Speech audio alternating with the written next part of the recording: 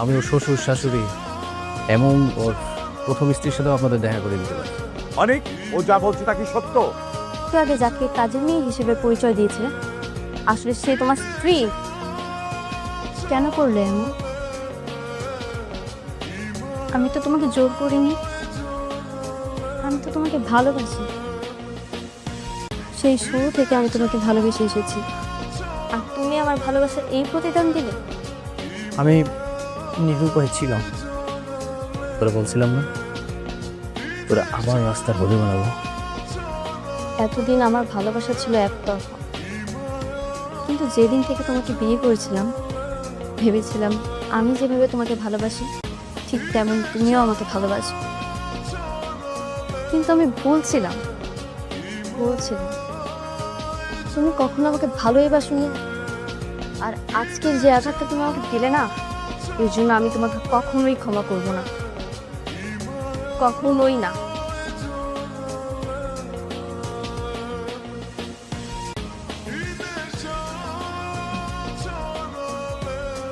আজকে না অনেক আমার দোকানে আইছিল, ওর নতুন বউরা ঘুরতে আইছে বউয়ের সাথে। সে তার বউয়ের সামনে আমার কি পরিচয় করাই দিছিল না, আমি নাকি হের অফিসে কাজের বউ আছিলাম। তুমি এখন কি চাও? কোন বিষয়? তুমি কি আমাকে ডিভোর্স দিয়ে মেঘলার কাছে চলে যাবে? আমি জানি না। আমি তোমার কাছ থেকে সিদ্ধান্ত জানতে চাই। তুমি কি চাও সেটা জানা আমার খুব জরুরি। বলো তুমি কি চাও?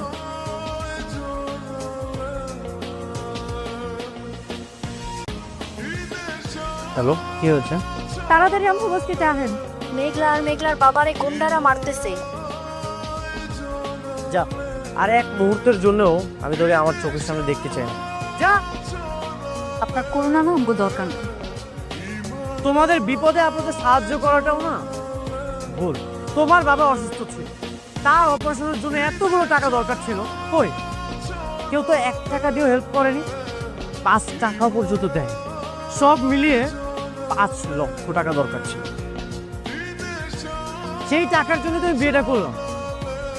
কিন্তু আপনার এই মিথ্যা গল্প আমি আর বিশ্বাস করতে পারব না। কোনো কিছুই মিথ্যা ছিল না। অবশ্যই মিথ্যা, তোমার জীবনটা একটা মিথ্যা। কি ব্যাপার, দেখে মনে হচ্ছে তুমি খুব টেনশনে আছো, কিছু হয়েছে? এতক্ষণে ছাড়লো তোমার স্ত্রী? স্যার ম্যাডাম, আরে ভাবি, আপনি? কি আপনার এখানে? রাতুল তো বেইমানি করে ভালো হয়ে গেছে, তাই বুঝি আপনি আপনার কাজ নিজেই করতেছেন। এটা কিন্তু খুব ভালো করছেন, নিজেরটা নিজেরই ভাবতে হয় সবসময়। শুধুমাত্র আপনারা আমার পেটের সন্তানটারে মারছেন, আমার সংসারটা আপনারা ধ্বংস করে ফেলাইছেন। এখন বলতে ভালো হয়েছে, বাচ্চা কাচ্চা নাই, পেটে বিয়ে করতে পারবা। একদম ঠিক কথা বলছেন আপনি আন্টি। তো ভাবি, আমি কি আপনার জন্য একটু পাত্র খুঁজবো নাকি? ডিভোর্সি সুন্দরী ভাবির জন্য একটা সুন্দর সুযোগ্য পাত্র।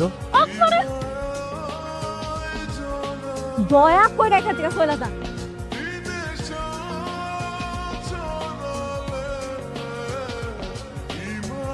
Good afternoon madam. আরে স্যার, আসসালামু আলাইকুম। বসুন স্যার, কি খাবেন কোন? না না ম্যাডাম, আপনি বসুন প্লিজ। ঠিক আছে স্যার, না আমি বসবো না, আপনি বসেন। আচ্ছা ঠিক আছে। বলেন স্যার কি খাবেন? না ম্যাডাম, দাঁড়িয়ে কথা বল। এই আমাকে কেন, ম্যাডামকে ধরো। জরুরি কথা ছিল।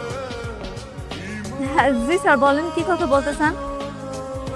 আমরা অত্যন্ত দুঃখের সাথে জানাচ্ছি যে আজকে 6 মাস আগে আপনার বাবা মারা গেছেন। আপনার বাবা মারা যাওয়ার সময় তার 50,000 কোটি টাকার সম্পত্তি আপনার নামে উইল করে গেছেন। আপনি এখন সেই সম্পত্তির একমাত্র ওয়ারিশ। আপনি ছোটবেলায় হারিয়ে গিয়েছিলেন। আপনার বাবা আপনাকে অনেক খুঁজেছেন। মৃত্যুর আগে তিনি বারবার আপনার কথা বলেছেন, কিন্তু কোথাও আপনাকে খুঁজে পাইনি। আমরাও আপনাকে খুঁজেছি, তারপর আপনাকে এই তো আমরা খুঁজে পেলাম অনেক চেষ্টার পরে। স্যার, আপনি আমার লাগে মজা করতেছেন না? আপনার বর্তমান যারা বাবা মা, তারা কেউই আপনার বাবা মা না। তারা আপনার পালিত বাবা মা। আপনি বিশ্বাস না করেন তাদেরকে জিজ্ঞেস করেন।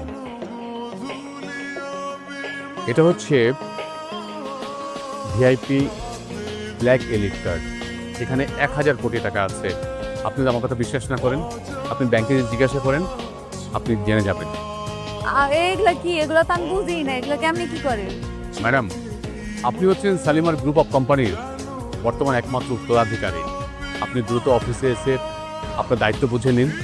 সবাই আমরা আপনার জন্য অপেক্ষা করব। কি কইতাছেন? আমি এসব কিছু পারবো না। আমি অফিস যাবো কেন? আমি তো অফিস যাবো না। ম্যাডাম, আপনি অফিসে গেলেই বুঝতে পারবেন। আমি কোম্পানির ম্যানেজার। আমি আপনাকে সমস্ত দায়িত্ব বুঝিয়ে দেব।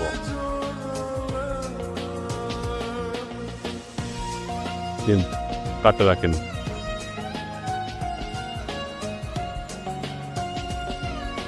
ম্যাডাম, আজকে অফিসে একটা মিটিং আছে, আমাকে অ্যাটেন্ড করতে হবে। আর আপনি যখন ওই অফিসে গিয়ে দায়িত্বটা বুঝে নেবেন, তখন এইসব মিটিং আপনি প্রিজাইড করবেন। আমি তাহলে আসি ম্যাডাম। আপনি কবে আসবেন বলেন?